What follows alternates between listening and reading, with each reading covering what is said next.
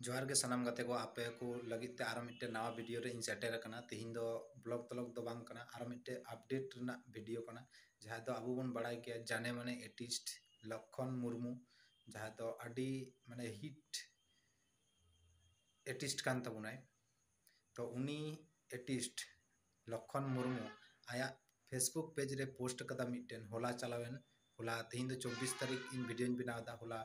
23 तारीख चलावेन शुक्रवार लो मिट्टे आया फेसबुक पेज रे पोस्ट कदा जे आज गोगो बोंगा तलायना तो गाते को सारी के निये कथा दो